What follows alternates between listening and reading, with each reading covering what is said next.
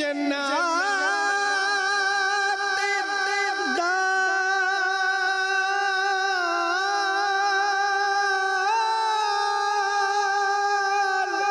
খুলে খুলে যাবে, জান্নাতের দ্বার নিভে যাবে দোজখের না। মন থেকে যে একবার বলে, মন থেকে যে একবার বলে লা ইলাহা ইল্লাল্লাহ, আল্লাহ আল্লাহ আল্লাহ, লা ইলাহা ইল্লাল্লাহ, আল্লাহ আল্লাহ আল্লাহ আল্লাহ, লা ইলাহা ইল্লাল্লাহ। আরজ গোলাম ফকিরের